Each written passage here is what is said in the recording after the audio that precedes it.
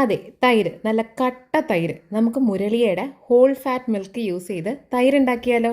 ഞാനിവിടെ എടുത്തേക്കുന്നത് മുരളിയുടെ 1 ലിറ്ററിന്റെ ഹോൾ ഫാറ്റ് മിൽക്കാണേ. നിങ്ങൾക്ക് പശുവിൻ പാല് കിട്ടുമെങ്കിൽ അതാണ് ഉത്തമം. ഇനി നമുക്ക് പാലൊന്ന് തിളപ്പിച്ചെടുക്കണം. ഇത് പാസ്ചറൈസ്ഡ് മിൽക്ക് ആയത് കാരണം തിള വരുമ്പോൾ ഫ്ലെയിം ഓഫ് ചെയ്യണം. പാസ്ചറൈസ്ഡ് മിൽക്ക് തിളപ്പിച്ചു കഴിഞ്ഞാൽ അതിന്റെ ന്യൂട്രീഷണൽ വാല്യൂ നഷ്ടപ്പെടും എന്നാണ് കേട്ടറിവ്. അതുകൊണ്ടാണ്. ഇനി നമുക്ക് തൈര് ഉണ്ടാക്കാനുള്ള പാത്രം ഒന്ന് റെഡിയാക്കി എടുക്കാം. ഞാനിവിടെ എടുത്തേക്കുന്ന ഒരു ഗ്ലാസ് ബൗളാണ്. നിങ്ങൾക്ക് മൺകലം കിട്ടുമെങ്കിൽ അതാണ് അടിപൊളി കേട്ടോ.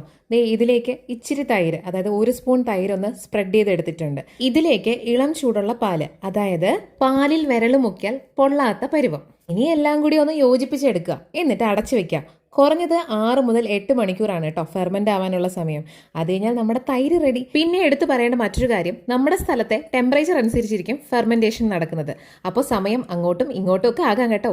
അപ്പോൾ ഞാൻ ഇവക്കുട്ടിയുടെ ഫേവറേറ്റ് കട്ട തൈര് ഉണ്ടാക്കിയിട്ടുണ്ട് കേട്ടോ. ഞാൻ ഇനി അത് സെർവ് ചെയ്ത് കൊടുക്കട്ടെ. പിന്നെ മറക്കണ്ട, തൈര് നമ്മുടെ ഗട്ട് ഹെൽത്തിന് ഭയങ്കര നല്ലതാണ് കേട്ടോ. അപ്പോൾ ബൈ.